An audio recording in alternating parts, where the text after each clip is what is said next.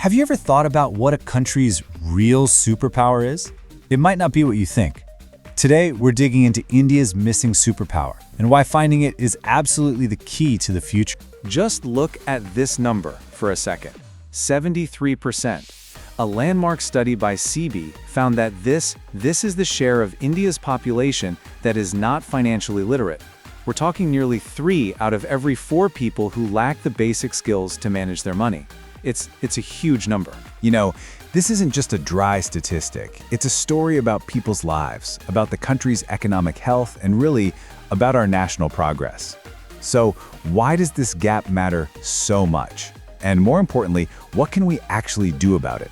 Okay, let's dive right in. To really get our heads around this, we have to look past the numbers. This is a massive gap in what you might call essential life skills. Some would even say it's a systemic failure. This quote just says it all, doesn't it? When you call it a lack of essential life skills, it really changes things. It's not about a few people making bad choices. Nope. It points to a much deeper, structural issue that affects everything from personal happiness and stability to the economic strength of the entire nation. But here's the other side of the coin. If not having these skills is a problem, then, well, gaining them is a superpower. And we're not just talking about getting rich. Financial literacy is about building resilience, creating opportunity, and giving people a sense of security. Okay, so superpower number 1 is personal stability. This is the bedrock. I mean, when you know how to budget, how to save, how to invest, you're ready for whatever life throws at you. You can avoid that crushing stress of debt and actually build a secure future. It's a game changer. Next up, let's talk about economic growth. This is where individual know-how really starts to add up to national strength. Think about it.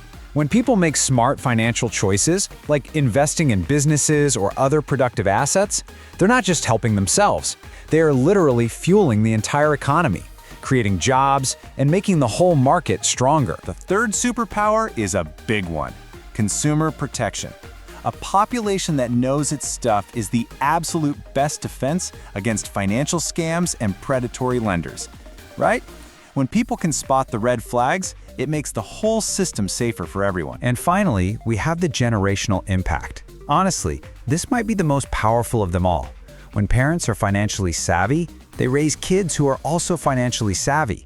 It creates this amazing positive cycle of responsibility and security that can lift families up for generations. So, if this is all so important, you've got to be asking, why isn't it taught in every single school? Well, the answer gets a little complicated.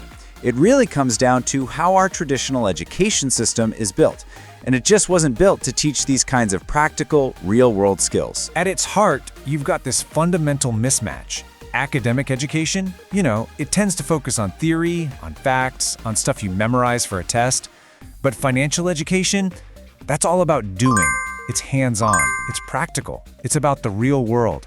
You just can't learn it from a textbook alone. The analysis points to 4 big reasons for this gap. First, history. After independence, the focus was all on nation building, not personal finance. That makes sense. Second, this led to teaching methods based on memorization, which is just the wrong tool for a practical skill like this. Then, on top of that, school schedules are already bursting at the seams. Where do you fit it in? And finally, a huge one. We just don't have enough teachers who are trained to teach finance. So, the bottom line is, the system wasn't designed for this. But the story doesn't stop there, not at all. Because India has recognized this gap and is starting to roll out a new blueprint for action. So let's look at the national strategies designed to tackle this challenge head-on. A really major step forward is the National Education Policy of 2020. The vision here is to introduce financial concepts slowly, step by step. It's going to start with simple ideas, through play and games in the early years, and then build up to really practical skills by the time students are in secondary school. It's a smart, long-term plan to build this knowledge from the ground up. So who's actually leading this charge? Well, there are 3 key regulatory bodies at the forefront.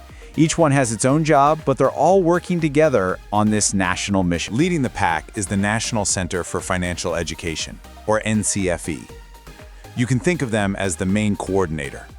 They're the ones developing the national strategy, creating the learning materials, and they've set this incredibly ambitious goal of reaching 500 million citizens. Then, working right down at the grassroots level, you've got the Reserve Bank of India, the RBI. Their focus is all about direct outreach.